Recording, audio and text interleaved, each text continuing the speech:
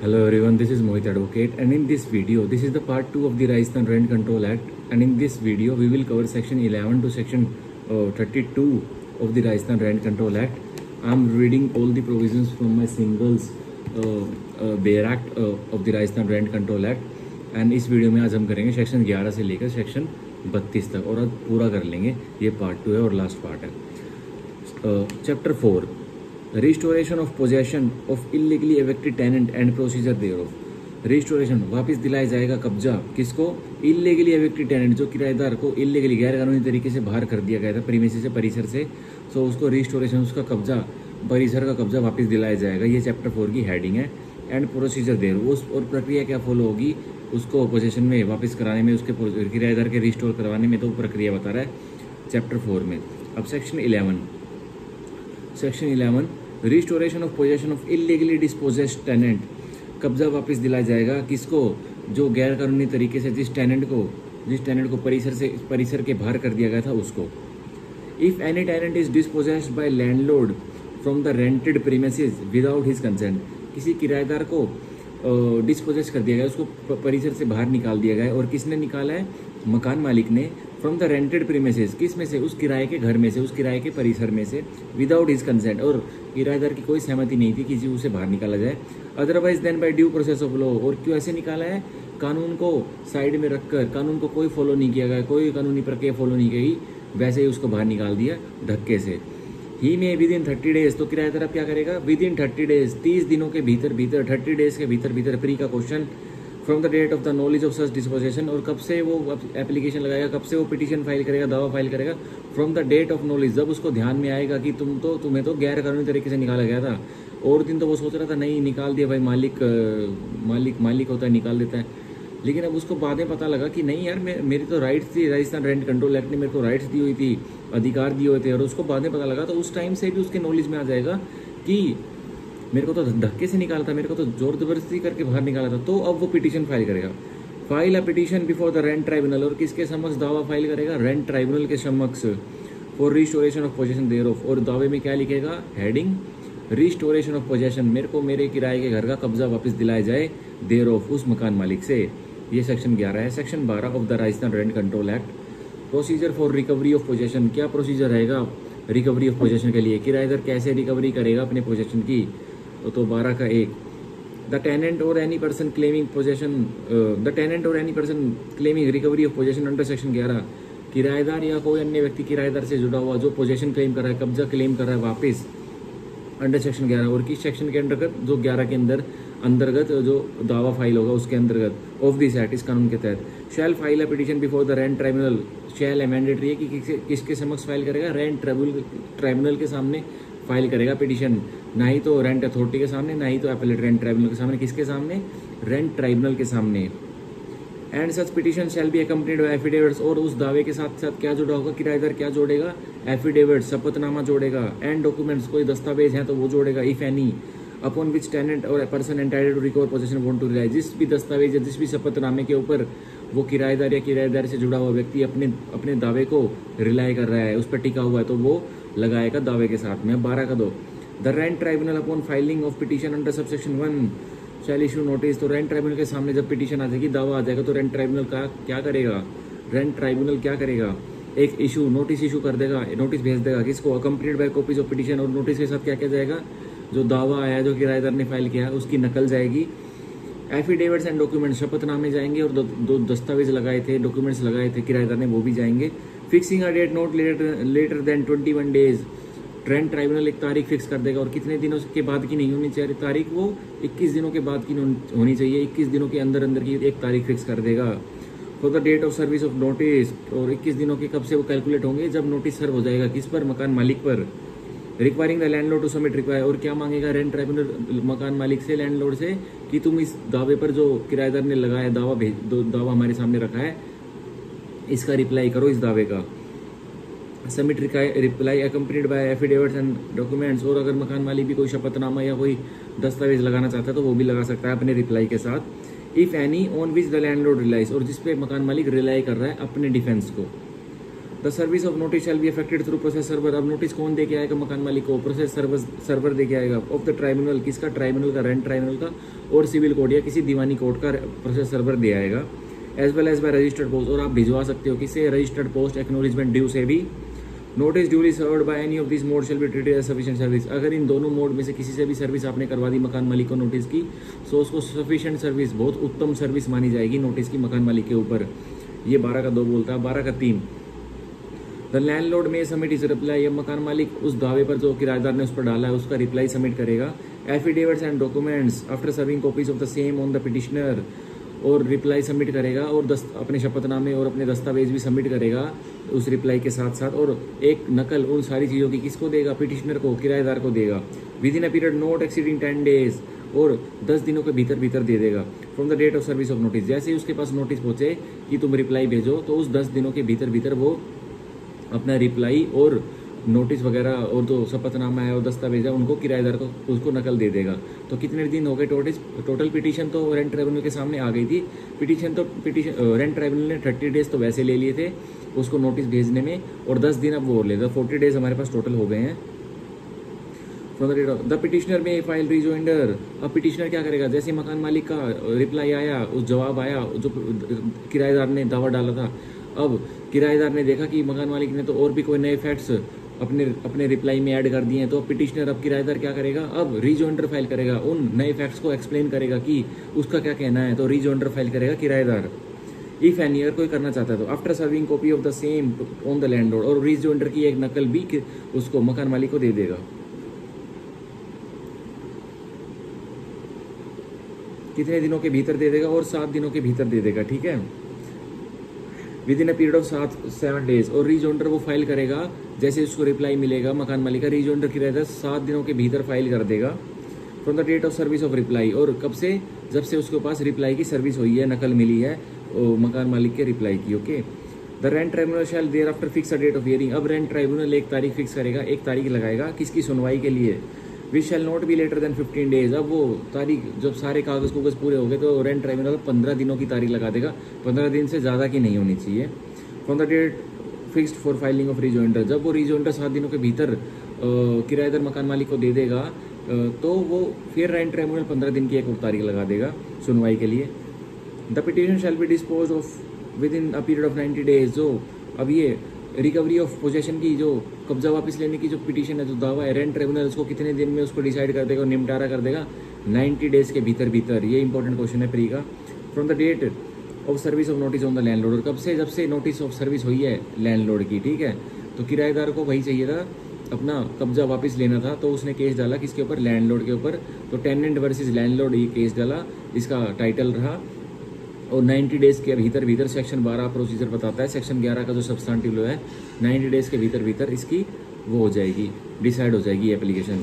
अब 12 का 4, the rent tribunal after holding such summary inquiry. अगर रेंट ट्राइब्यूनल चाहता है तो एक इंक्वायरी, एक जांच पड़ताल भी होल्ड कर सकता है बड़ी तेजी से, समरी रूप में। As it deems necessary to determine whether petitioner has been illegally dispose. बस यह जानने के लिए क्या किराएदार को इलीगली, गैर कानूनी ढंग से डिस्पोजेस किया गया था, बस यह जानने के लिए। Without his consent otherwise than by due course of, और इसकी और किराएदार की कोई कंसेंट नहीं थी, कोई सहमति नहीं थी, और इसको बाहर कैसे किया गया था? Without following due process of law, कोई कानून की प्रक्रिया फॉलो नहीं की गई थी, कानून को हाथ में लेके मकान मालिक ने किराएदार को बाहर फेंक दिया था। Shall dispose of petition by ordering immediate restoration of possession. अब क्या रिलीफ देगा रेंट ट्राइब्यूनल किराएदार को? इमीडिएट रिस्टोरेशन ऑफ पोजेशन, तुरंत कब्जा दिलाएगा किसका? उस परिसर का किराएदार को। Of such premises to the tenant. The tribunal may also award adequate compensation.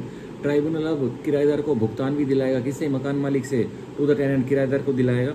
For the hardship and inconvenience cause to him, कि उसने कोई दुख तकलीफ झेले हैं, उसने कोई बुरा समय देखा है जब वो बाहर रहा है, जब उसको एविट किया गया था और वो कब्जा मांग रहा है, तो उसको कंपेंसेशन भुगतान भी दिला देगा। किस चीज़ के लिए?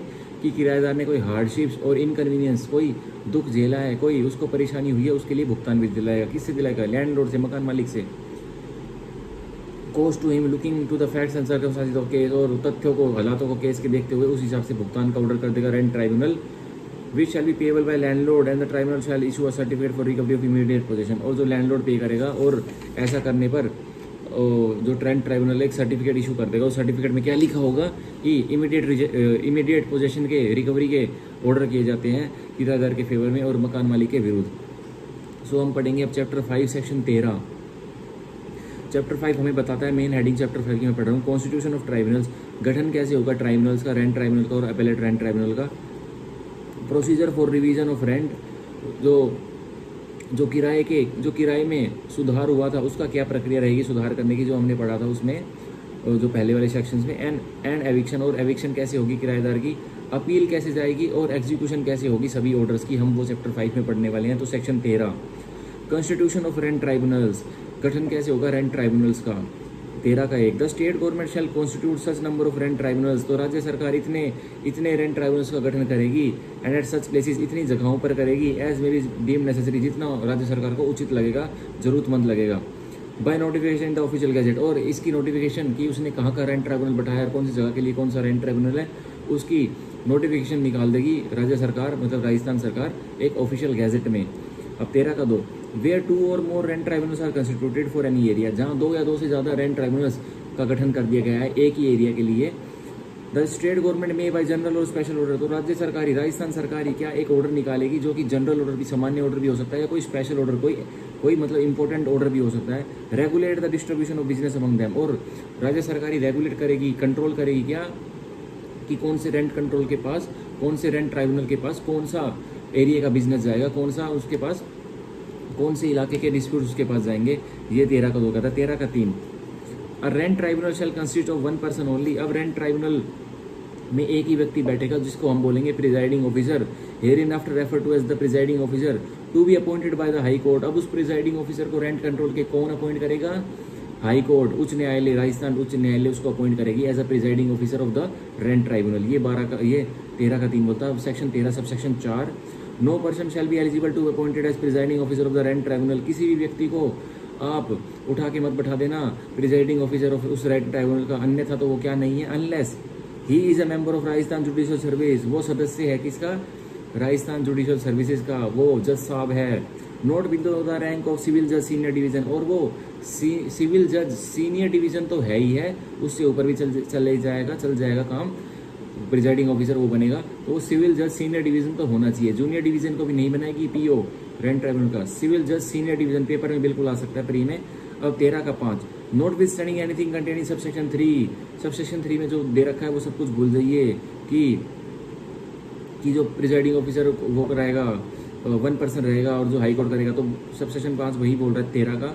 Note with standing anything containing subsection 3, subsection 3 में जो लिख रहा है आप साइड में रख दीजिए, ये पढ़िए। The high court may authorise the presiding officer of one rent tribunal, उच्च न्यायालय, राजस्थान उच्च न्यायालय क्या ऑर्डर करेगा, एक प्रिजाइडिंग ऑफिसर जो एक रेंट ट्राइब्यूनल का है, to discharge the functions of the presiding officer of another rent tribunal, की आप जो रेंट ट्राइब्यूनल 1 का जो पीओ है, प्रिजाइडिंग ऑफिसर है, वो रेंट ट्राइब्यूनल 2 का भी कामकाज संभालेगा, ये हाई कोर्ट ऑर्डर कर सकती है। ये सेक्शन 13 का सब सेक्शन 5 बोलता है।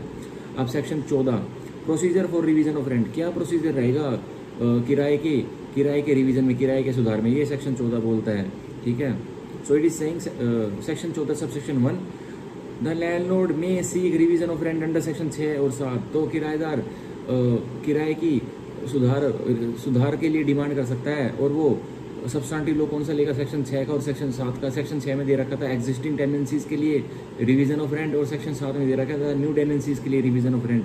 बाय सबमिटिंग अ पिटीशन, और किराए मकान मालिक क्या डालेगा, एक दावा डालेगा बिफोर द रेंट ट्राइब्यूनल, और रेंट ट्राइब्यूनल के समक्ष डालेगा, accompanied by affidavits and documents, और साथ में उस दावे के क्या लगाएगा मकान मालिक, शपथनामे लगाएगा और दस्तावेज लगाएगा। अब सेक्शन 14 का sub section 2, on filing of such petition the rent tribunal shall issue notice, अब रेंट ट्रिब्यूनल के सामने ऐसे दावा फाइल किया गया, उसके सामने वो दावा आ गया जो मकान मालिक ने फाइल किया था, अब रेंट ट्रिब्यूनल एक नोटिस इशू करेगा, accompanied by copies of petition, और उस नोटिस के साथ क्या क्या लग के जाएगा, नकल जाएगी पिटीशन की, दावे की, affidavits and documents to the opposite party, और कोई शपथनामा अगर मकान मालिक ने लगाया तो वो जाएगा, और कोई दस्तावेज लगाया तो वो भी जाएगा, किसको जाएगा, टू अपोजिट पार्टी, उस किराएदार को। Fixing a date not later than 30 days, और फिर तारीख लगा देगा कि सुनवाई के लिए 30 डेज की, मतलब कागज कुगज पूरे करवाने के लिए, रिप्लाई लेने के लिए किराएदार का 30 दिन की तारीख लगा देगा, 30 डेज की, from the date of issue of notice, और कब से 30 दिन कैलकुलेट होंगे, जब किराएदार को नोटिस इशू हो जाएंगे, उसको मतलब इशू कर दिए जाएंगे रेंट ट्राइब्यूनल के द्वारा। The opposite party may file reply. अब किराएदार क्या करेगा, रिप्लाई फाइल करेगा उस दावे पे जो मकान मालिक ने उस पर डाला है। From the date of issue of notice, जब से इशू नोटिस हुआ है उसके दिन से the opposite party may file reply affidavits and documents. Opposite party अब किराएदार भी रिप्लाई फाइल करेगा और अपने शपथनामे और दस्तावेज फाइल करेगा। After serving the copies on the same to the petitioner, और उसकी नकल जो किराएदार अपने जवाब फाइल कर रहा है उसकी नकल मकान मालिक को, पिटिशनर को भी देगा। Within a period not exceeding 30 days, और वो भी 30 दिनों के भीतर देगा। From the date of service of notice, जब से उसके पास सर्विस ऑफ नोटिस हुई है तब से 30 दिन कैलकुलेट होंगे। The service of notice shall be affected to the process server. अब रेंट ट्राइब्यूनल किराएदार के पास सर्विस ऑफ नोटिस कैसे कराएगा, प्रोसेस सर्वर के द्वारा करवा देगा, जो कि ट्राइब्यूनल का होगा या किसी दीवानी कोर्ट का होगा, अदालत का होगा। एज वेल एज, और कैसे करवा सकता है, वही registered post acknowledgement due RPADP से भी करवा सकता है। और बोल रहा है notice duly serve by any of this mode. अब नोटिस इन दोनों मेथड से सर्विंग ऑफिसर ने भेजा या RPAD आपने कराया तो उसको सफिशिएंट सर्विस मानी जाएगी। ये हमारा सेक्शन 14 का सब सेक्शन 2 बोलता है। अब sub section 3 of section 14, the petitioner may thereafter file rejoinder. अब किराएदार का जवाब आ गया, अब जवाब में किराएदार ने कुछ और फैक्ट्स जोड़ दिए। अब मकान मालिक क्या करेगा, एक रिजोइंडर फाइल करेगा, उन फैक्ट्स जो किराएदार ने उस पर और लगाए हैं, एक्स्ट्रा लगाए हैं, उनका जवाब देगा रिजोइंडर में। इफ एनी, अगर कोई फाइल करना चाहता है तो मकान मालिक। After serving the copy to the opposite party, अब उस रिजोइंडर की भी एक नकल अपोजिट पार्टी उस किराएदार को दे देगा मकान मालिक। With in a period of not exceeding 15 days. अब रिजोइंडर की नकल कितने दिनों में दे देगा मकान मालिक, फाइल कर देगा 15 डेज के भीतर भीतर। From the date of service of reply, जब से उसके पास किराएदार का रिप्लाई आया है उसके दावे का। ठीक है, अब सेक्शन 14 का 4, rent tribunal shall thereafter fix a date of hearing. अब रेंट ट्राइब्यूनल क्या करेगा, अब एक तारीख लगा देगा सुनवाई के लिए। Which shall not be later than 90 days, जो कि 90 दिनों के ऊपर की नहीं होगी। अब from the date of service of notice, और कब से, जब से notice of service of notice हुआ है किराएदार को, तो 90 दिन की तारीख लगा देगा। ठीक है, सुनवाई के लिए रेंट ट्राइब्यूनल। अब 14 का 5, the rent tribunal during the course of such hearing. अब रेंट ट्राइब्यूनल जैसी प्रक्रिया के बीच में जो चल रही है प्रक्रिया मकान मालिक वर्सेस टेनेंट के बीच में, मे होल्ड सच समरी इंक्वायरी। अब वो रेंट ट्राइब्यूनल भी एक समरी इंक्वायरी होल्ड कर लेगा, एक बहुत तेजी से जांच पड़ताल करवा लेगा, एज इट डीम नेसेसरी, जैसा भी रेंट ट्राइब्यूनल को जरूरतमंद लगता है। And fix the rent as per the formula laid in section 6 और 7। और जो फॉर्मूला हमने पिछली वीडियो में सेक्शन 6 और 7 में पढ़ा था, जो 5% के हिसाब से और 10 साल के बाद मर्ज हो रहा था सेक्शन 6 और सेक्शन 7 के हिसाब से, वो ही अब ऐसे फॉर्मूला का यूज करते हुए रेंट में, किराए में सुधार कर देगा। कौन, rent tribunal. And issue recovery certificate, और एक रिकवरी सर्टिफिकेट भी इशू कर देगा मकान मालिक के फेवर में, indicating the date from which such rent shall be payable. और उसमें तारीख मेंशन करेगा उस सर्टिफिकेट में कि कौन सी तारीख से रेंट अब पेएबल होगा, रेंट का भुगतान किया जाएगा। The petition shall be dispose of with in a period of 150 days. जो मकान मालिक रिवीजन ऑफ रेंट के लिए पिटीशन डालेगा वो 150 दिनों के भीतर भीतर डिसाइड होकर साइड में करनी पड़ेगी रेंट ट्राइब्यूनल को। From the date of service of the notice on the tenant, उसके बाद से 150 दिन कैलकुलेट होंगे जब टेनेंट के किराएदार के पास नोटिस सर्व हो गए थे। ये बोलता है हमारा 14 का 5। अब हम पढ़ेंगे सेक्शन 15, जो कि बोलता है procedure for eviction of tenant. जो हमने सेक्शन 9 में सब्सटेंटिव लॉ पढ़ा था, अब सेक्शन 15 में उसका प्रोसीजर है कि प्रक्रिया क्या फॉलो की जाएगी और किराएदार को कैसे निकाला जाएगा परिसर से बाहर। 15 का 1, the landlord or any person claiming possession shall file a petition before the rent tribunal. किराएदार या किराएदार से कोई मकान मालिक से जुड़ा हुआ कोई व्यक्ति अगर पोजेशन, अपना कब्जा वापस लेना चाह रहा है तो वो क्या करेगा, एक दावा फाइल करेगा। और किसके समक्ष करेगा, रेंट ट्राइब्यूनल के समक्ष। And such petition shall be accompanied by affidavits. और जो मकान मालिक दावा फाइल करेगा उसके साथ क्या जुड़ा हुआ आएगा, वो क्या उसमें लगाएगा, एफिडेविट्स लगाएगा, शपथनामे लगाएगा, एंड डॉक्यूमेंट्स और दस्तावेज लगाएगा, इफ एनी, अगर कोई है तो। Upon which landlord or person claiming possession want to right, जिस पर मकान मालिक या फिर मकान मालिक से जुड़ा हुआ व्यक्ति जो पोजेशन मांग रहा है, कब्जा मांग रहा है, वो अपना क्लेम, अपना दावा टिका रहा है तो वो लगाएगा। अब 15 का 2, the rent tribunal upon filing of petition under subsection 1, जब रेंट ट्राइब्यूनल के समक्ष वो दावा मकान मालिक फाइल कर देता है या उससे जुड़ा हुआ व्यक्ति फाइल कर देता है सबसेक्शन 1 के अंतर्गत, shall issue notice accompanied by the copies of petition. अब रेंट ट्राइब्यूनल एक नोटिस इशू कर देगा और उस नोटिस के साथ क्या भेजेगा, उस दावे की कॉपी भेजेगा, उस दावों के साथ जो नकल भेजेगा दावे की, और शपथनामों की नकल भेजेगा और दस्तावेजों की नकल भेजेगा। किसके पास, अपोजिट पार्टी के पास। Fixing a date not later than 30 days, और 30 दिनों की फिर एक तारीख लगा देगा। किस चीज़ के लिए, जो किराएदार को रिप्लाई करना का उसके लिए। From the date of issue of notice, जिस दिन से वो date of issue of notice होगा। रिक्वायरिंग द टेनेंट, मांगेगा रेंट ट्राइब्यूनल क्या, किराएदार को बोलेगा कि to submit reply accompanied by affidavit, कि तुम अपना रिप्लाई भेजो, अपना जवाब भेजो, जो मकान मालिक ने तुम्हारे पर केस डाला है एविक्शन के लिए, तुम अपना जवाब भेजो उस दावे के ऊपर। अकम्पनीड बाय एफिडेविट्स, और किराएदार के भी अब शपथनामे लगेंगे, एंड डॉक्यूमेंट्स और दस्तावेज लगेंगे अगर उसके पास कोई है तो। On which the tenant rely, जिस पर किराएदार अपने क्लेम को और अपने डिफेंस को रिलाई करना चाहता है। The service of notice shall be affected through process server. अब वही मकान मालिक जो दावा फाइल करेगा, रेंट ट्राइब्यूनल कैसे उसकी सर्विस ऑफ नोटिस कराएगा, वही प्रोसेस सर्वर से या वो करवा देगा रजिस्टर्ड पोस्ट एक्नॉलेजमेंट ड्यू से। और अगर इन दोनों मेथड से सर्विस करवाइए किराएदार पर तो वो इफेक्टिव सफिशिएंट सर्विस रहेगी। ये हमारा कह रहा है 15 का 2। अब 15 का 3, द टेनेंट में सबमिट इस रिप्लाई। अब किराएदार अब उस जो मकान मालिक ने उस पर वाद डाला था, जो दावा फाइल किया था, उस पर रिप्लाई सबमिट करेगा किराएदार। एफिडेविट्स एंड डॉक्यूमेंट्स, शपथनामे जमा करेगा, कोर्ट में सबमिट करेगा और अपने डॉक्यूमेंट्स अपने दस्तावेज सबमिट करेगा, इफ एनी अगर कोई है तो।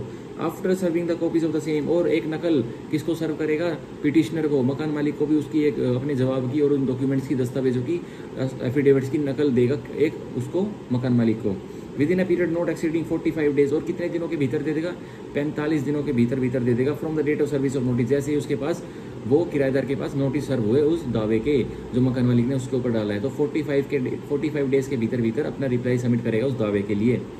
अब 15 का 4, the petitioner may thereafter file rejoinder if any, अगर किराएदार ने अपने रिप्लाई में कुछ ऐसी बातें बोल दी, कुछ ऐसे फैक्ट्स बोल दिए जो कि न्यू है, और अगर मकान मालिक को उनको एक्सप्लेन करना है, तो अब मकान मालिक रीजॉइंडर फाइल करेगा, उन फैक्ट्स को दोबारा से संक्षेप में खोल के बताएगा कि ये ऐसा नहीं है, ऐसा है, ठीक है, रीजॉइंडर फाइल करेगा। After serving copy of the opposite party, और रीजॉइंडर की नकल वही अपोजिट पार्टी किराएदार को दे देगा within a period of 30 days, और 30 डेज के अंदर भीतर रीजॉइंडर फाइल कर देगा from the date of service of reply, जैसे उसके पास किराएदार का वो रिप्लाई आएगा उसके दावे के ऊपर, उसके 30 डेज के भीतर अब मकान मालिक नकल दे देगा रीजॉइंडर की किराएदार को। अब 15 का 5, rent tribunal shall thereafter fix a date of hearing which shall not be later than 180 days. अब ये कागज पूरे हो जाने के बाद दावे के रिप्लाई के और रीजॉइंडर के, अब रेंट ट्राइब्यूनल एक तारीख लगाएगा, और वो तारीख 180 डेज से ज़्यादा की नहीं लगाएगा, उससे कम की लगा देगा from the date of service of notice on the tenant, और कब से, जब से किराएदार को नोटिस सर्व हुए हैं तब से 180 दिन की तारीख लगा देगा rent tribunal. The petition shall be dispose of with in a period of 240 days, और जो पिटीशन है, जो एविक्शन ऑफ टेनेंट की पिटीशन है, जो सेक्शन 9 में सब्सटेंटिव 9 में लगती है, वो 240 दिन के भीतर उसको डिस्पोज करना पड़ेगा, डिसाइड करना पड़ेगा और साइड में करना पड़ेगा। ये हमारा 15 का 5 बताता है। 15 का 6, the rent tribunal during the course of such inquiry may hold such summary inquiry. अब रेंट ट्राइब्यूनल जब एविक्शन ऑफ टेनेंट की जो दावा देख रहा है उसके सामने जो वो देख रहा है कि क्या है मैटर, तो वो एक समरी इंक्वायरी, एक बहुत तेजी से जांच पड़ताल भी करवा सकता है एज इट डीम नेसेसरी, जैसा भी रेंट ट्राइब्यूनल को उचित लगता है, एंड डिसाइड द पिटीशन, और निर्णय ले सकता है उस दावे के ऊपर जो मकान मालिक ने डाला है।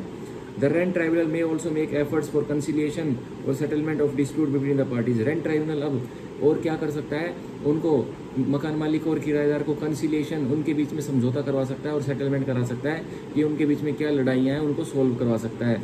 ये भी बोल रहा है हमारा 15 का 6। अब सेक्शन 15 का सब सेक्शन 7 बोल रहा है where the rent tribunal decides the petition in favour of the landlord. अब जहाँ रेंट ट्राइब्यूनल ने किसके, मकान मालिक के हक में दावे को डिसाइड कर दिया, निर्णय ले लिया मकान मालिक के हक में, it shall issue a certificate for recovery of possession from the tenant. अब रेंट ट्राइब्यूनल क्या इशू कर देगा, एक सर्टिफिकेट फॉर रिकवरी इशू कर देगा, किसके फेवर में, मकान मालिक के फेवर में, और क्या लिखेगा उसमें कि अब कब्जा दिया जाए मकान मालिक को वापस, और किससे कब्जा वापस दिला जाएगा, टेनेंट से। यही हमारा 15 का 7 होता है। 15 का 8, the certificate issued under subsection 7, जो सबसेक्शन 7 में अभी जो सर्टिफिकेट इशू किया था रेंट ट्राइब्यूनल ने, शैल not be executable for a period of 3 months, तो उसको किसी भी हालत में 3 मंथ्स बीत जाने के पहले बिल्कुल भी एग्जीक्यूटेबल नहीं किया जाएगा, किसी भी हालत में कब्जा वापस 3 महीने से पहले नहीं दिलाया जाएगा, सर्टिफिकेट इशू होने के बावजूद भी मकान मालिक के फेवर में, from the date of decision, जब से निर्णय आया है। तो 3 महीने का पीरियड ये प्री के लिए बहुत इंपॉर्टेंट है, ठीक है। अब इसका प्रोवाइजो, सेक्शन 15 के सब सेक्शन 8 का proviso, provide that in case of premises let out for commercial use, अगर प्रीमिसेस परिसर को कॉमर्शियल यूज बिजनेस एक्टिविटी के लिए दिया गया था, such certificate shall not be executable for a period of 6 months. तो जो सर्टिफिकेट सबसेक्शन 7 में जो निकाला था रेंट ट्राइब्यूनल ने मालिक के हक में, मकान मालिक के हक में, तो अगर कॉमर्शियल पर्पसेस का डिस्प्यूट था तो किराएदार को 6 महीने से पहले उसको बिल्कुल भी बाहर नहीं निकाला जाएगा, 6 महीने का उसको टाइम दिया जाएगा किराएदार को, और 6 महीने के बाद ही वो certificate of recovery of possession executable होगा बिजनेस कॉमर्शियल पर्पसेस के प्रीमिसेस के यूज़ के लिए, ठीक है। अब सेक्शन 16 हम पढ़ेंगे, procedure for recovery of immediate possession, जो हमने सेक्शन 10 में पढ़ा था कि हम तुरंत प्रभाव से इमीडिएट पोजेशन ले सकता है मकान मालिक। अब सेक्शन 16 में उसका प्रोसीजर बताया हुआ है। इसका प्रोसीजर यह है, सेक्शन 16 का 1, the landlord or any person claiming immediate possession, कोई भी लैंडलॉर्ड, कोई भी मकान मालिक या उससे जुड़ा हुआ व्यक्ति इमीडिएट पोजेशन मांगता है, तुरंत कब्जा चाहता है, shall file petition before the rent tribunal, फिर दावा फाइल करेगा, किसके समक्ष फाइल करेगा, रेंट ट्राइब्यूनल के सामने फाइल करेगा। And such petition shall be accompanied by affidavits, और जो मकान मालिक दावा फाइल करेगा उसके साथ क्या लगाएगा, एफिडेविट शपथनामे लगाएगा और दस्तावेज लगाएगा। Upon which landlord or person entitled to seek immediate possession want to lay, जिसके ऊपर वह मकान मालिक और मकान मालिक से जुड़ा हुआ व्यक्ति अपने दावे पर रिलाई हो रहा है, वह शपथनामे लगाएगा और दस्तावेज लगाएगा। यही 16 का एक होता है। 16 का 2, the rent tribunal upon filing of petition. अब रेंट ट्राइब्यूनल जब उसके सामने पिटीशन दावा आ जाएगा तो क्या करेगा, अंडर सबसेक्शन 1 सबसेक्शन 1 के तहत उसके सामने दावा आ गया रेंट ट्राइब्यूनल के सामने, shall issue notice accompanied bye copies of petition, तो एक नोटिस इशू कर देगा और नकल लगाएगा दावे की, एफिडेविट्स की शपथनामों की नकल भी लगाएगा सम्मन्स के साथ, ये नोटिस के साथ, एंड डॉक्यूमेंट्स की भी नकल लगाएगा। Filing a date not later than 30 days, वो 30 दिन की डेट लगा देगा from the date of service of notice, उस नोटिस की सर्विस के इशू के बाद, from the date of service of notice, जब किराएदार को वो नोटिस इशू हो जाएंगे, सर्व हो जाएंगे, उसके 30 दिन की डेट लगा देगा। Requiring the tenant to submit reply, क्या मांगेगा कि किराएदार तुम अपना रिप्लाई पेश करो जो मकान मालिक ने तुम्हारे ऊपर दावा डाला है, accompanied by affidavits and documents, और उसके साथ क्या लगेगा, उसके रिप्लाई के साथ वो रिप्लाई के साथ किराएदार क्या लगाएगा, शपथनामे लगाएगा अपने और डॉक्यूमेंट्स लगाएगा, इफ एनी, अगर कोई है तो, on which the tenant rely, जिस पर किराएदार अपना डिफेंस रिलाई करना चाहता है, टिकाना चाहता है। The service of notice shall be affected through process server, वही अब सर्विस ऑफ नोटिस किराएदार पर कैसे होगी, वही प्रोसेस सर्वर के द्वारा होगी, या तो ट्राइब्यूनल का प्रोसेस सर्वर होगा या किसी सिविल कोर्ट का होगा। और कह रहा है रजिस्टर्ड पोस्ट एक्नॉलेजमेंट ड्यू से भी आप कर सकते हो, और अगर इन मेथड से की तो वो मानी जाएगी कि वो सफिशिएंट सर्विस है, इन दोनों में से कोई से मेथड से की। अब 16 का 3, द टेनेंट में सबमिट इस रिप्लाई, अब किराएदार इस दावे पर अपना रिप्लाई, अपना जवाब सबमिट करेगा, एफिडेविट्स एंड डॉक्यूमेंट्स, शपथनामे सबमिट करेगा अपने रिप्लाई के साथ और डॉक्यूमेंट लगाएगा, दस्तावेज लगाएगा। After serving the copies of the same, और उन अपने रिप्लाई की नकल किसको सबमिट करेगा और दस्तावेज और शपथनामों की नकल किसको सबमिट करेगा, ऑन द पिटिशनर, मकान मालिक को सबमिट करेगा, with in a period not exceeding 30 days, और कितने दिनों के भीतर कर देगा, 30 डेज के भीतर कर देगा, from the date of service of notice, और कब से, जब से उसके पास नोटिस सर्व हुए हैं किराएदार के पास। द पिटिशनर में फाइल रीजॉइंडर, अब पिटिशनर मकान मालिक रीजॉइंडर फाइल करेगा, इफ एनी, अगर कोई करना चाहता है तो, after serving copy of the same, और रीजॉइंडर की नकल भी सर्व करेगा किराएदार पर, on the tenant, within a period of 15 days, 15 दिन के भीतर रीजॉइंडर फाइल कर देगा मकान मालिक, from the date of service of notice on the tenant, किसके, जब से, from the date of service of reply, जब से किराएदार ने उस पर उसके दावे का रिप्लाई किया, जवाब दिया उसके दावे का, तब से मकान मालिक 15 दिन के अंदर रीजॉइंडर भी किराएदार को बना के दे देगा। ठीक है। अब 16 का 4, the rent tribunal shall thereafter fix date, अब रेंट ट्राइब्यूनल क्या करेगा, एक तारीख लगाएगा ऑफ हियरिंग, सुनवाई के लिए, which shall not be later than 90 days, और 90 दिनों के भीतर तारीख लगाएगा, उसके बाद की नहीं लगाएगा, from the date of service of notice on the tenant, और कब से 90 दिन कैलकुलेट होंगे, जब से उस नोटिस, जो नोटिस सर्व कराया था, इस सर्विस ऑफ नोटिस हुई थी किराएदार पर, तब से 90 दिन कैलकुलेट होंगे। The petition shall be dispose of with in a period of 150 days, और पिटीशन जो ये इमीडिएट पोजेशन की पिटीशन है, तुरंत प्रभाव से कब्जा वापस करने की जो पिटीशन है, वो 150 डेज के अंदर निपटा दिया जाएगा, रेंट ट्राइब्यूनल उसको डिसाइड कर देगा और डिस्पोज कर देगा, from the date of service of notice on the tenant, और 150 डेज कब से कैलकुलेट होंगे, उस दिन से जब से नोटिस ऑफ सर्विस टेनेंट को किराएदार के पास नोटिस पहुंचे हैं तब से। अब 16 का 5, the rent tribunal during the course of such inquiry may hold such summary inquiry, अब रेंट ट्राइब्यूनल जब कार्रवाई चल रही है, जब प्रक्रिया चल रही है, एक समरी इंक्वायरी, एक बड़ी तेजी से जांच पड़ताल कर लेगा, एज इट डीम नेसेसरी, जो भी उसको उचित लगता है, rent tribunal to determine whether the petitioner is a landlord as categorized under subsection 1, क्या पिटिशनर जो मकान मालिक है, क्या वो सही में लैंडलॉर्ड है, वो क्या सही में मकान मालिक है, जो सबसेक्शन 1 और सबसेक्शन 3 सेक्शन 10 के 1 और 3 में जो दिया हुआ है उसके हिसाब से क्या सही में वो मकान मालिक है भी या नहीं है, उसके हिसाब से वो जांच पड़ताल करवा लेगा rent tribunal. And on being satisfied that the petitioner belongs to any of the categories of the landlord specified in subsection 1 और सबसेक्शन 3 ऑफ सेक्शन 10, और रेंट ट्राइब्यूनल संतुष्ट हो जाता है कि हाँ पिटिशनर जो सेक्शन 10 के 1 में और 10 के 3 में जो दिया गया है लैंडलॉर्ड ही है, उसके तहत 10 के 1 में और 10 के 3 में वही आर्मी और पैरामिलिट्री वाले जो बताए गए थे, और वो रिकवरी मांग रहे हैं अपने इमीडिएट पोजीशन की, वो दिया गया है। और फिर बोल रहा है तो as shall dispose of the petition within a period of 120 days, अगर वो लैंडलॉर्ड मकान मालिक अब पैरामिलिट्री और आर्मी का बंदा निकलता है और वो इमीडिएट पोजीशन मांग रहा है, तो उसकी पिटीशन, उसके दावे को 120 डेज के अंदर डिसाइड कर दिया जाएगा और डिस्पोज ऑफ कर दिया जाएगा उसकी पिटीशन को। ये हमारा 16 का 5 बोल रहा है। अब 16 का 6, the certificate issued under subsection 5, जो अभी सर्टिफिकेट इशू होगा उसके लिए करेंगे, shall not be executable for a period of 3 months from the date of decision, चाहे अब इमीडिएट पोजेशन मकान मालिक ने मांगा हो या किसी आर्मी के बंदे ने मांगा हो जो रिटायर हो गया 1 साल के भीतर जो पिटीशन फाइल करता है, या पैरामिलिट्री के बंदे ने मांगा हो या डिपेंडेंट्स ने मांगा हो, तो वो अगर सर्टिफिकेट इशू भी कर दिया रेंट ट्राइब्यूनल ने, अब 3 महीने से पहले वो एग्जीक्यूटेबल नहीं होगा। 3 महीने तो फिर भी उसको वेट करना ही पड़ेगा मकान मालिक को, आर्मी वाले को, पैरामिलिट्री वाले को। किराएदार को 3 महीने से पहले नहीं निकाल सकता, एग्जीक्यूट नहीं करा सकता। वैसे मान ले किराएदार वैसे मान लेता ऑर्डर वैसे तो ठीक है, लेकिन 3 महीने से पहले तो कानूनी तौर पर भी एग्जीक्यूटेबल नहीं है वो सर्टिफिकेट इमीडिएट पोजेशन का भी। ठीक है। अब section 17 fixing of date of appearance of parties before appellate rent tribunal and supply of copies of final order. Rent tribunal अब एक तारीख लगा देगा कि पार्टी जो दल है जो इस पिटीशन में मैंने डिसाइड किया है और जो पार्टीज अब जाना चाहती है एपेलेट रेंट ट्राइब्यूनल के सामने, तो एक तारीख फिक्स कर देगा। एपेलेट रेंट ट्राइब्यूनल में कौन? Rent tribunal and supply of copies of final order, और कॉपी सप्लाई कर देगा, नकल सप्लाई कर देगा जो रेंट ट्राइब्यूनल ने फाइनल अंतिम निर्णय निकाला है उसकी। ये सेक्शन 17 बोलता है। तो the rent tribunal while finally deciding a petition, जब रेंट ट्राइब्यूनल ने एक पिटीशन एक दावे को डिसाइड किया, निर्णय लिया, in which it is not proceeded ex parte, और वो निर्णय बाई पार्टी हुआ था, एक्स पार्टी नहीं हुआ था, अगेंस्ट एनी पार्टी, और सारी जो भी पार्टी थी किराएदार भी मकान मालिक भी बाई पार्टी था, दोनों को सुना गया था। शैल फिक्स अ डेट, अब रेंट ट्राइब्यूनल क्या करेगा? एक तारीख लगा देगा। कहाँ पे लगाएगा? Beyond 2 months but not beyond 6 month, 2 महीने से लेकर 6 महीने के बीच में कोई तारीख लगा देगा। निर्णय के बाद बता रहा हूँ मैं ये, ऑफ इट्स डिसीजन, उसके निर्णय के बाद, for the appearance of the parties to the petition before the rent appellate rent tribunal, और किस चीज़ के लिए गया कि जो पिटीशन जो दावे की जो रेंट ट्राइब्यूनल के समक्ष जो दावा था उसकी जो पार्टीज है उसकी जो दल है अब वो अपनी हाजिरी देंगे किसके सामने? एपेलेट रेंट ट्राइब्यूनल के सामने। To which appeal against is final order lies, जिस रेंट ट्राइब्यूनल की ऑर्डर्स की अपील एपेलेट रेंट ट्राइब्यूनल के सामने जाती है उसको वो तारीख लगा देगा रेंट ट्राइब्यूनल का presiding officer. And the parties to the petition shall appear before such appellate rent tribunal and such date of receive the notices of the appeal। और रेंट ट्राइब्यूनल की जो रेंट ट्राइब्यूनल के समक्ष जो दावे की parties थी अब उसको उनको अपनी हाजिरी देनी पड़ेगी एपेलेट रेंट ट्राइब्यूनल के सामने, और उनको इस विषय में रेंट ट्राइब्यूनल नोटिस भी दे देगा। ठीक है, अपील के लिए। इफ एनी, अगर कोई वो डालना चाहती है अपील, जरूरी नहीं है कि डलेगी, लेकिन तारीख फिर भी लगा देगा रेंट ट्राइब्यूनल का प्रिजाइडिंग ऑफिसर, पर जरूरी नहीं है अपील डलेगी, पर तारीख तो फिर भी लगा देगा। If any filed against the final order of the rent tribunal, और वो किसके अगेंस्ट फाइल हो रही है अपील? रेंट ट्राइब्यूनल के अंतिम ऑर्डर के अगेंस्ट में, विरुद्ध में फाइल हो रही है। The dates of it shall be mentioned in the final order, और जो रेंट ट्राइब्यूनल अपना फाइनल ऑर्डर लिखवाएगा उसमें वो एपेलेट रेंट ट्राइब्यूनल के सामने कौन सी डेट पे हाजिरी देनी है वो डेट भी मेंशन करेगा फाइनल ऑर्डर में। 5 bye the rent tribunal and copy of the final order shell immediately after the pronouncement of the order, और जो नकल जो रेंट ट्राइब्यूनल के फाइनल ऑर्डर की जब से तुरंत के तुरंत जब से रेंट ट्राइब्यूनल ने अपना फाइनल निर्णय पास किया है,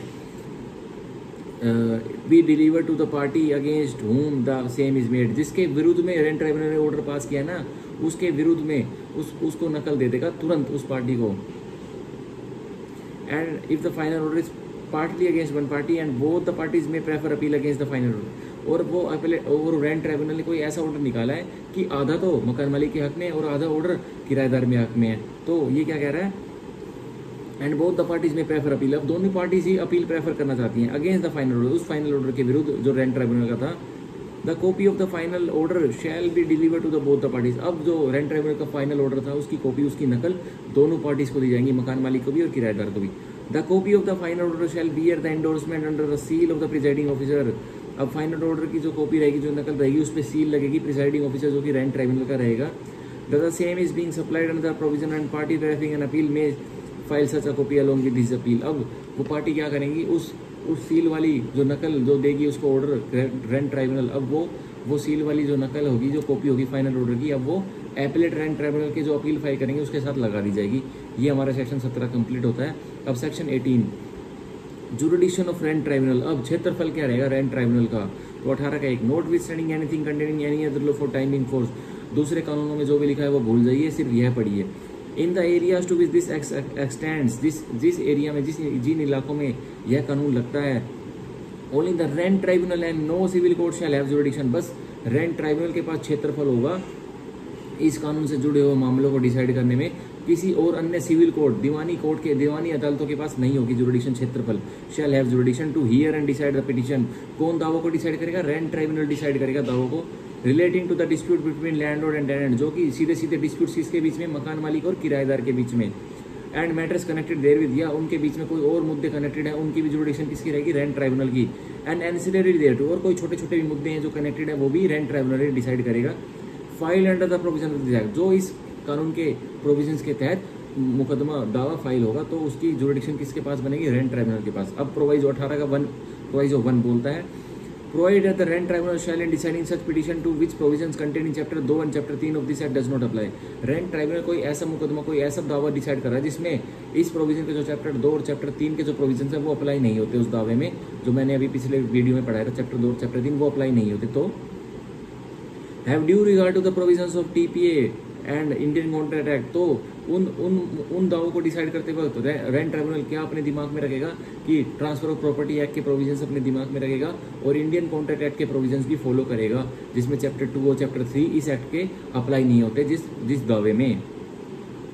और any other substantive law applicable to such matter, या कोई और अन्य कोई अहम लॉ है, कोई अहम कानून है प्रॉपर्टी से जुड़ा हुआ, तो उसको भी अप्लाई कर सकता है rent tribunal. In the same manner, उसी तरीके से in which such law would have been applied if the dispute been brought before a civil court, और उसी वे में वो सब्सटेंटिव लॉ टीपी और आईसीए इंडियन कॉन्ट्रैक्ट का लॉ कानून वो अप्लाई करेगा रेंट ट्राइब्यूनल कि मान लो कि मुकदमा रेंट ट्राइब्यूनल के सामने नहीं आया है बल्कि एक सिविल कोर्ट एक दीवानी अदालत में मुकदमा फाइल हुआ है, तो उसी हिसाब से वो अपने कानून लगाएगा रेंट ट्राइब्यूनल, जो चैप्टर 2 और चैप्टर 3 के मुकदमा है और ये कानून उस पर अप्लाई नहीं हो रहा है। ये प्रोवाइजो 1 कहता है। Proviso 2 provided further that nothing contain in this act, बताया जा रहा है कि कुछ भी इस कानून का shall be deem to empower the rent tribunal to entertain a petition involving such dispute between landlord and tenant, कुछ भी ये मत मानना कि इस कानून के तहत रेंट ट्राइब्यूनल को पावर मिल जाती है, शक्ति मिल जाती है कि वो कौन से मैटर को एंटरटेन करेगा, किस मैटर को सुनेगा जो कि डिस्प्यूट रखते हैं मकान मालिक और किराएदार, और वो डिस्प्यूट किससे जुड़े हुए हैं, the Rajasthan public premises eviction of unauthorized occupants act 1964 इससे जुड़े हुए हैं 1964 and the Rajasthan premises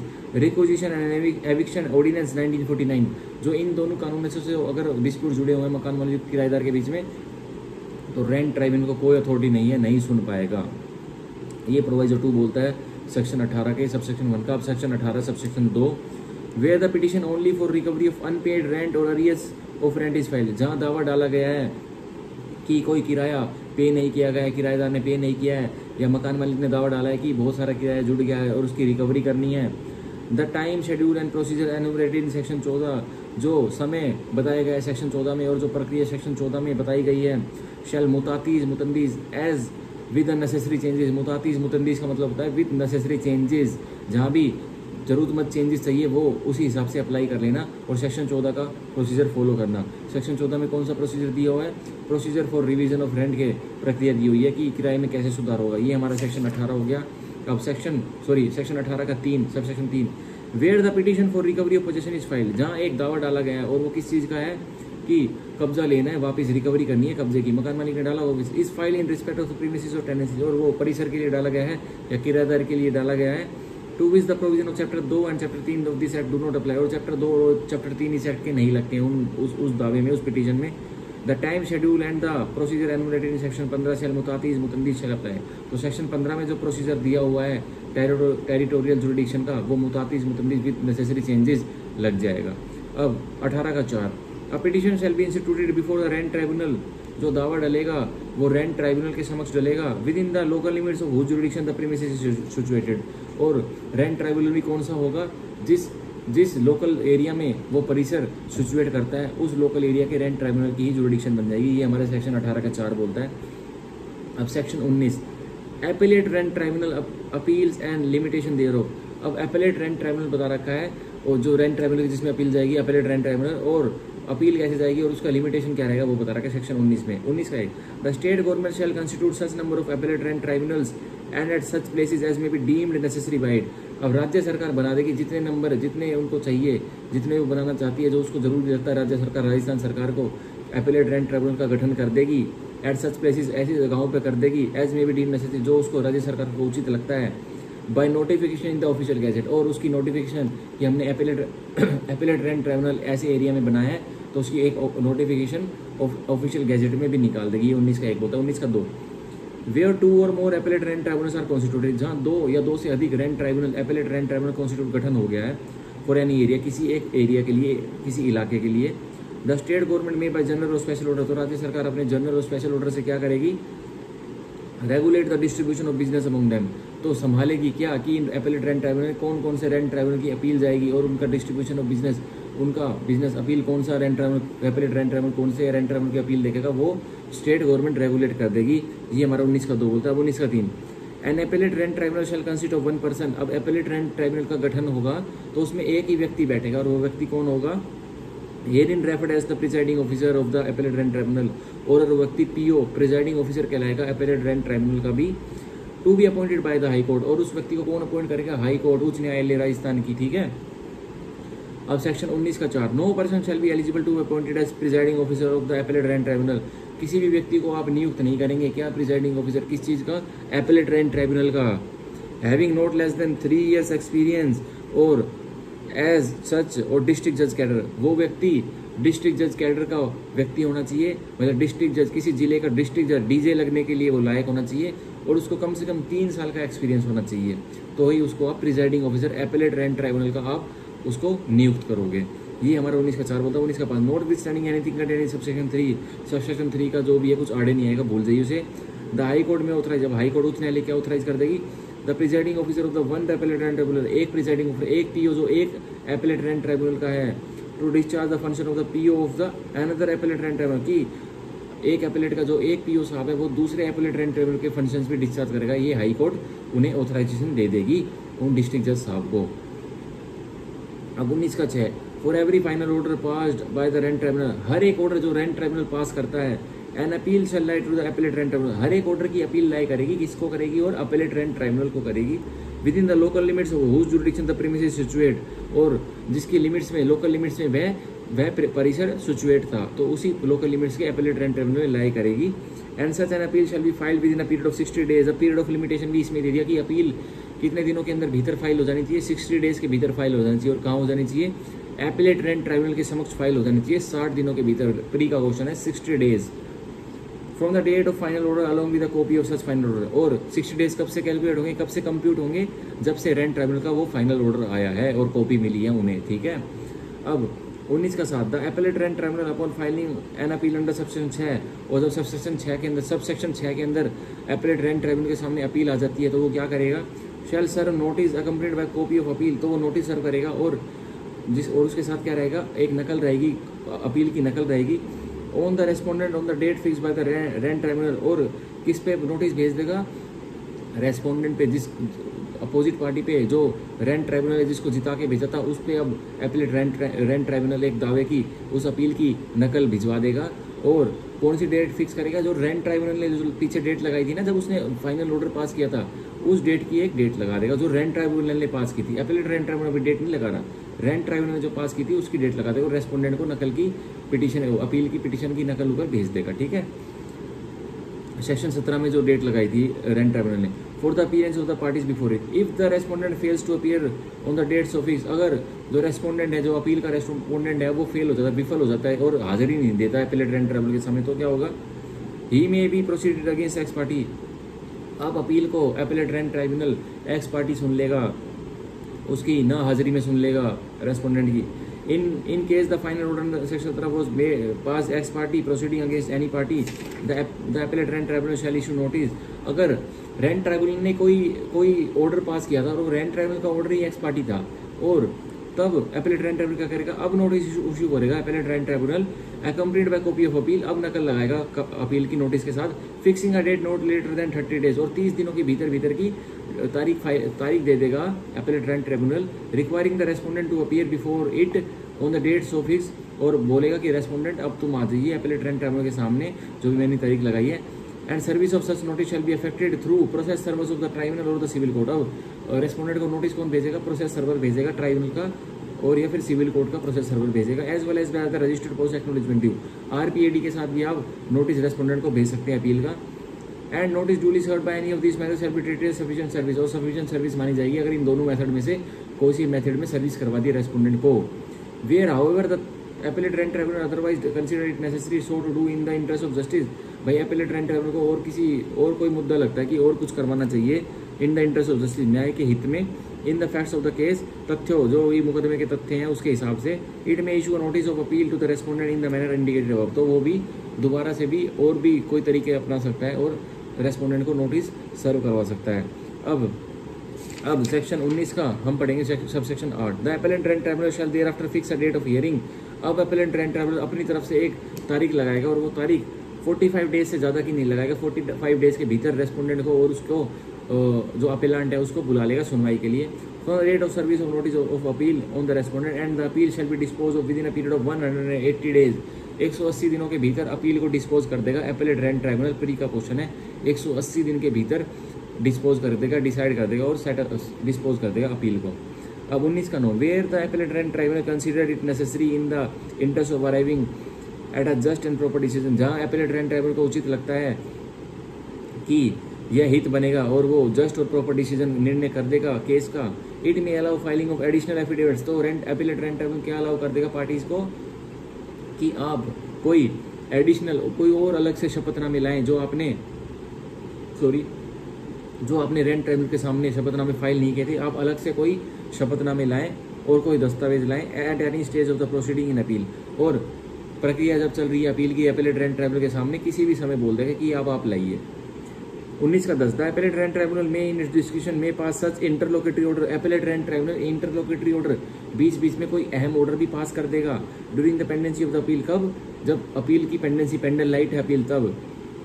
as it may deem fit, जैसा भी अपीलेट रेंट ट्राइब्यूनल को उचित लगता है। अब 19 का 11, वाइल डिसाइडिंग द अपील, जब appellate rent tribunal appeal decide करा, निर्णय ले रहा था, अपीलेट रेंट ट्राइब्यूनल में आफ्टर रिकॉर्डिंग रीजंस देयरफॉर। तो अपीलेट रेंट ट्राइब्यूनल अपने लिखित में रीजंस रिकॉर्ड करेगा, कारण रिकॉर्ड करेगा और क्या करेगा? May sub head 1 confirm vary set aside, confirm कर देगा रेंट ट्राइब्यूनल के ऑर्डर को, वेरी कर देगा बदलाव कर देगा, सेटिसाइड उसको खारिज कर देगा, रिवर्स पलट देगा। पहले तो मकान मालिक को जिताया होता रेंट ट्राइब्यूनल ने, अब अपीलेट रेंट ट्राइब्यूनल क्या कर रहा है? किराएदार को जिता रहा है, रिवर्स कर देगा और मॉडिफाई या कुछ और बदलाव कर देगा।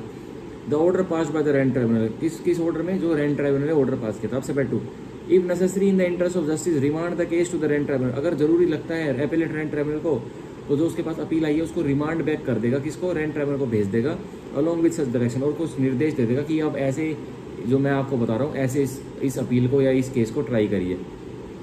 11 का B, the appellate rent tribunal shall issue appropriate recovery certificate.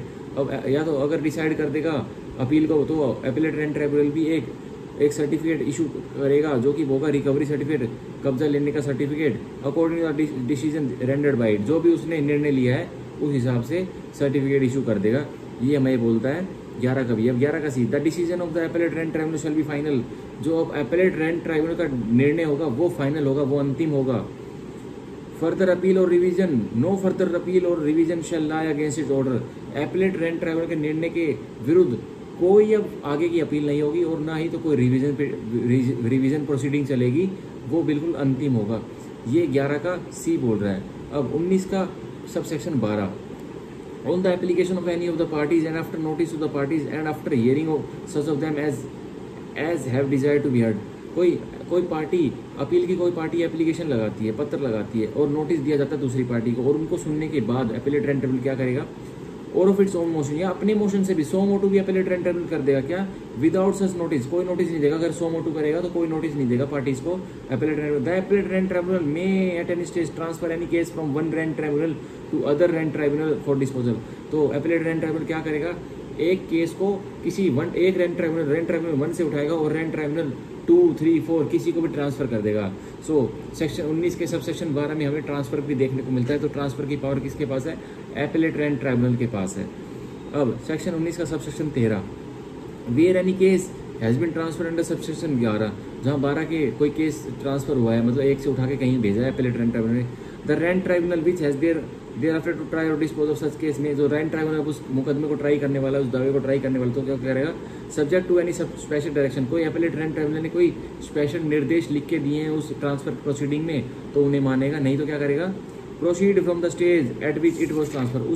उसी स्टेज से प्रोसीड कर जाएगा जिस स्टेज से वह ट्रांसफर हुई है, मतलब जिस रेंट ट्राइब्यूनल 1 में जहाँ प्रक्रिया चल रही थी उसी पे रेंट ट्राइब्यूनल 2 प्रक्रिया को स्टार्ट कर देगा, वहीं से प्रोसीड करेगा। ये नहीं है कि रेंट ट्राइब्यूनल 2 अब नई प्रोसीडिंग चालू करेगा, ऐसा नहीं करेगा। अब सेक्शन 19 की explanation, the expression final order refer to in subsection 6 shall mean an order by which any proceeding pending before the rent tribunal is final disposed of. Final order जो एक्सप्रेशन है उसको मान लेना, जो सबसेक्शन 6 में थी कि वह ऑर्डर है, किसी प्रक्रिया का वह ऑर्डर है जो कि रेंट ट्राइब्यूनल के सामने फाइनल है, जो कि पेंडिंग था, वह फाइनल ऑर्डर वह भी है जो रेंट ट्राइब्यूनल के सामने समक्ष पेंडिंग था। अब सेक्शन 19 कैपिटल ए जो कि 2017 की अमेंडमेंट से आया था, power of tribunal to order payment of rent and arrears thereof during pendency of petition or appeal. Tribunal की शक्ति है, किसकी ट्राइब्यूनल की, रेंट ट्राइब्यूनल की भी, और अपीलेट रेंट ट्राइब्यूनल की शक्ति क्या है कि ऑर्डर कर देगा कि किराए का भुगतान करा जाए और जो अरियर्स बकाए हैं उसका भुगतान किया जाए during pendency of petition or appeal, जब तक कि दावा पेंडिंग है रेंट ट्राइब्यूनल में और अपील पेंडिंग है अपीलेट रेंट ट्राइब्यूनल के सामने। तो 2017 अमेंडमेंट एक्ट से ऐड हुआ था।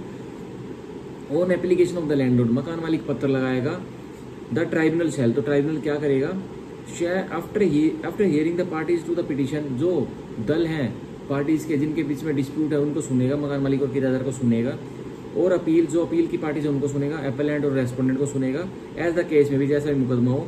ऑर्डर दैट द टेनेंट शैल पे टू द लैंडलॉर्ड, ऑर्डर कर देगा कि किराएदार पे करेगा, भुगतान करेगा क्या, मकान मालिक को, ऑल ड्यूज जितने भी बकाया हैं, ऑन अकाउंट ऑफ रेंट, किस आधार पर, किराए के आधार पर जो बकाए हैं, फोर्थ विद इमीडिएटली करेगा, तुरंत करेगा, एंड शैल कंटिन्यू टू पे द रेंट, और कंटिन्यू लगा रहेगा, किराया पे करता रहेगा during the pendency of the petition or appeal. कब पे करता रहेगा, जब वो अपील और पिटीशन दावे को सुनवाई कर रही है rent tribunal, appellate rent tribunal, तब सुनवाई के दौरान किराएदार मकान मालिक को किराया देता रहेगा, एज द केस में भी जैसा भी मुकदमा हो, as and when it become due, जब भी वो ड्यू होता है किराया तो पे करना पड़ेगा। ये section 19 capital A order rent tribunal और अपीलेट रेंट ट्राइब्यूनल ऑर्डर कर देगा, ठीक है। अब section 20 execution of the orders, आज हम वही अब इस पार्ट में भी सेक्शन 20 तक ही करेंगे, हमारे 10 सेक्शन ही हो पाएंगे क्योंकि मैं एक्सप्लेनेशन डिटेल में करता चल रहा हूँ। सो हमें लगता है कि अब इसके 3 पार्ट्स बनाने पड़ेंगे। सो हम सेक्शन 20 लास्ट करते हैं पार्ट 2 में, इसके बाद एक पार्ट 3 बनाऊंगा जिसमें ये फर्दर जो इंपॉर्टेंट है वो कवर कर दूंगा, क्योंकि अभी सेक्शन 22 से बहुत सारे सब पार्ट चालू हो जाएंगे तो दिक्कत आ जाएगी और 1 घंटे की हमें वीडियो रखनी है। सो सेक्शन 20 बोलता है एग्जीक्यूशन ऑफ द ऑर्डर्स, कि जब ऑर्डर्स जो रेंट ट्राइब्यूनल ने निकाल दिए उनकी एग्जीक्यूशन कैसे होगी, मतलब उनको एनफोर्समेंट में, उनको रेंट ट्राइब्यूनल तो एक डॉक्यूमेंट निकाल देगा, एक पन्ना दे देगा, एक रिकवरी सर्टिफिकेट दे देगा। उस रिकवरी सर्टिफिकेट को मकान मालिक क्या अपने जेब में लेके घूमेगा क्या, जब तक उसका कोई यूज नहीं रहेगा, तो उसी को बोलते हैं एग्जीक्यूशन कैसे करवाएगा। तो सेक्शन 20 में एग्जीक्यूशन ऑफ द ऑर्डर्स के प्रोविजंस दिए हुए हैं। 20 का एक, the rent tribunal shell on application of any party, अब रेंट ट्राइब्यूनल क्या करेगा, कोई भी पार्टी मुकदमे की दावे की एप्लीकेशन लगाएगी, पत्र लगाएगी, execute in the manner prescribe, अब एग्जीक्यूट करेगी उसी तरीके से, उसी प्रक्रिया में फाइनल ऑर्डर, किसको एग्जीक्यूट करेगी, एक फाइनल ऑर्डर को एग्जीक्यूट करेगा रेंट ट्राइब्यूनल, और any other order pass under this act by adopting any one of the more of the following modes, या कोई और अन्य ऑर्डर है जो इस कानून के तहत पास हुआ है और नीचे जो ये मोड दिए गए हैं उनको फॉलो करेगा कौन, वो रेंट ट्राइब्यूनल एग्जीक्यूट करते वक्त उस ऑर्डर को। अब 20 के सेक्शन 20 का सबसेक्शन 1 का A, attachment and sale of movable or immovable property of the opposite party, जो अपोजिट पार्टी है, जो जजमेंट डेटर है, उसकी मूवेबल अचल संपत्ति और चल संपत्ति को अटैच कर लेंगे और उसे सेल कर देगा कौन, रेंट ट्राइब्यूनल उसे बेच देगा, उसकी सेल कर देगा। B, arrest and detention of the opposite party, जो कि जजमेंट डेटर है उसको गिरफ्तार करवा लेगा और उसको सिविल प्रिजन में बंद करवा देगा रेंट ट्राइब्यूनल एग्जीक्यूशन करते वक्त। C, attachment of any one or more bank accounts of the opposite party, कोई बैंक खाता है अपोजिट पार्टी का जजमेंट डेटर का, उसको अटैच कर लिया जाएगा, जोड़ लिया जाएगा एग्जीक्यूशन प्रोसीडिंग में। And satisfaction of the amount of order to be paid from such account, और उस बैंक खाता जो जोड़ा गया, अटैचमेंट किया गया जजमेंट डेटर का, उसमें से पैसे निकाल के डिग्री होल्डर को दे दिया जाएगा। ये सी बताता है। D, attachment of salary and allowance of the government servant, कोई गवर्नमेंट सर्वेंट के विरुद्ध कोई जजमेंट डेटर कोई सरकारी कर्मचारी है, सो उसकी सैलरी, उसकी तनख्वाह को अटैच कर दिया जाएगा, या उसका कोई अलाउंस है उसको अटैच कर लिया जाएगा। और employee of any nationalise bank, कोई बैंक कर्मचारी है, नेशनलाइज बैंक कोई मतलब सरकारी बैंक है, उसका कोई कर्मचारी है, उसकी सैलरी और उसके अलाउंस को भी अटैच कर दिया जाएगा। कोई लोकल अथॉरिटी का है उसकी को भी अटैच कर लिया जाएगा। कोई कॉर्पोरेशन का कर्मचारी है उसको को भी, गवर्नमेंट कंपनी का कर्मचारी है उसकी सैलरी और अलाउंस को भी अटैच कर लिया जाएगा और उससे वसूली की जाएगी। अब 20 का E, appointing any advocate as commissioner on such remuneration, किसी भी वकील को कमिश्नर अपॉइंट कर देगा कौन, रेंट ट्राइब्यूनल एग्जीक्यूशन प्रोसीडिंग में। As may be fix or deputing any officer of tribunal, और या फिर किसी ट्राइब्यूनल के किसी कर्मचारी को ऑफिसर को डेप्यूट कर दिया जाएगा, एक्शन में लगा दिया जाएगा, कर्मचारी बना दिया जाएगा। और local administration or local body for execution of the order, कि तुम मेरे ट्राइब्यूनल के कर्मचारी या कोई एडमिनिस्ट्रेटर किसी और डिपार्टमेंट के कर्मचारी, अब तुम इस एग्जीक्यूशन के ऑर्डर को फोर्स में लाइए, इसकी प्रोसीडिंग को आप करिए। तो ये भी कर सकता है। F, delivery of possession of the premises to the applicant, जो डिग्री होल्डर है जिसके फेवर में ऑर्डर आया था, अब उसको कब्जा दिला देगा, पोजेशन दिला देगा जो भी डिग्री में जो परिसर लिखा होगा उसका, ये ऐप बोल रहा है। अब 20 का 2, the tribunal may in order to execute the final order any other order pass under this act require the help of local administration or local body or the police. Execution proceeding करते हुए tribunal किसकी help लेगा? Police की help लेगा, जो local police होगी उसकी help लेगा, लोकल एडमिनिस्ट्रेशन की हेल्प ले लेगा, कोई लोकल बॉडी उसकी हेल्प ले लेगा, उनको करनी पड़ेगी, ठीक है।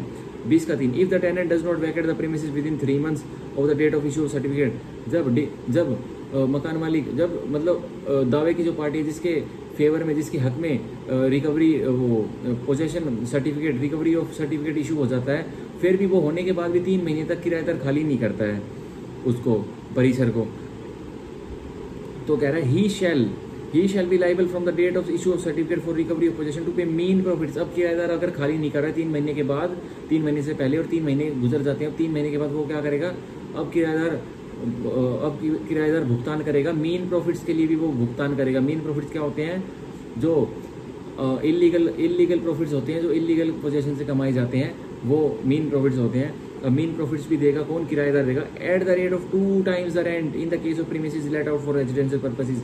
अगर रिकवरी सर्टिफिकेट किसी मकान, किसी परिसर जो कि आवास स्थान के था, रिकवरी पोजेशन, तो मीन प्रॉफिट किस रूप में देगा टेनेंट? 2 times, जो उसका किराया 10,000 था, अब मीन प्रॉफिट किस रेट से देगा? 20,000 के रेट से देगा वो। 2 times जो उसको पेनल्टी लगेगी अगर वो खाली नहीं करता है तो 3 महीने के बाद भी। Eight the rate of 3 times the rent in case of premises let out for commercial purpose. अगर कोई बिजनेस एक्टिविटीज़ के लिए कोई परिसर दिया हुआ था, कोई बिजनेस करने के लिए, तो अब 3 times, अब किराएदार जैसे अगर किराया 10,000 था, अब कॉमर्शियल बिजनेस के लिए अगर वो 3 महीने के बाद नहीं खाली करता है रिकवरी ऑफ पोजेशन सर्टिफिकेट दिखाने के बाद भी, अब तो उसको मीन प्रॉफिट किस रेट से देना पड़ेगा? 30,000 रुपये देना पड़ेगा उस किराएदार को। तो ये कहता है in the case of certificate for recovery of immediate possession has be issued under section 16, और सेक्शन 16 के जो इमीडिएट पोजेशन के लिए जो डिग्री आई थी, जो ऑर्डर आया था, वो सेक्शन 16 के रेट लगाता है 2 times और 3 times। अब 20 का 4, the rent tribunal shall conduct the execution proceeding in relation to a final order or any other order passed under this act in summary manner. Summary तरीके से एग्जीक्यूशन प्रोसीडिंग रेंट ट्राइब्यूनल कैसे करेगा? Summary तरीके से, फटाफट करेगा। And dispose of the application for execution, और application जो पत्र लगा है एग्जीक्यूशन का, उसको कितने दिनों में डिस्पोज कर देगा? विद इन 45 days, 45 दिन के भीतर डिस्पोज कर देगा। From the date of service of notice on opposite party, जब से उस रेस्पोंडेंट पर डिग्री, उस पर जजमेंट लेटर पर नोटिस जाएगा, उसके 45 दिन से उस एग्जीक्यूशन प्रोसीडिंग को डिस्पोज ऑफ कर देगा, निपटा देगा। अब सेक्शन 20 की explanation, filing of an appeal or other proceeding against the order of issue of certificate of for recovery of possession or immediate possession will not save the tenant from his liability.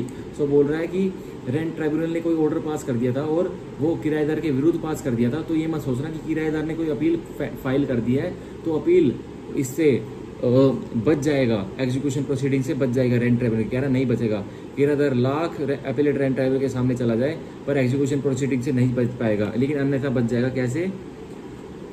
From इस liability to मे पे mean profits, और किराएदार की liability बनी रहेगी। अगर appeal भी file करता है अपीलेट रेंट ट्राइब्यूनल में, उसकी लाइबिलिटी किराएदार की तब भी बनी रहेगी रेंट ट्राइब्यूनल में, टू पे मीन प्रॉफिट्स, की वो मीन प्रॉफिट्स तो पे करेगा ही करेगा। Eight the rate specified in subsection 3, जो ये 2 गुना और 3 गुना रेट जो मैंने बताए थे उसके हिसाब से मीन प्रॉफिट पे करेगा। अनलेस, एक्सेप्शन क्या है?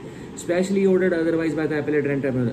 अगर भाई अपीलेट रेंट ट्राइब्यूनल ने ऑर्डर कर दिया कि भाई अब इसकी एग्जीक्यूशन मत करना, अब कोई मीन प्रॉफिट इससे मत लेना, तो रोक दिया जाएगा।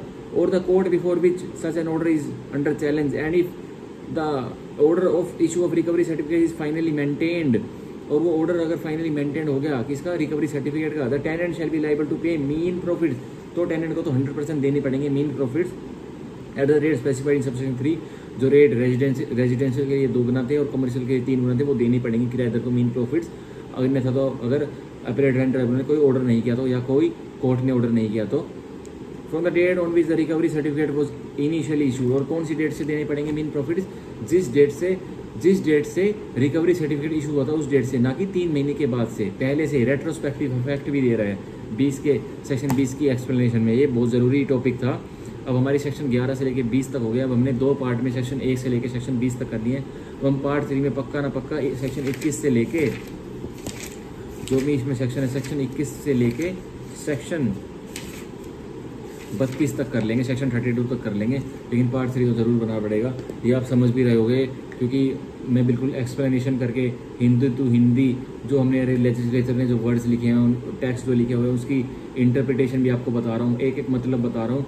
अगर आप वीडियो देखेंगे और इसको शुरू से देखेंगे तो बिल्कुल में समझ में आएगा, बिल्कुल 100% समझ में आएगा। और राजस्थान जुडिशरी के पेपर में 4 नंबर जो आपके आने वाले हैं इस वीडियो को देखने के बाद बिल्कुल भी नहीं कटेंगे, ठीक है।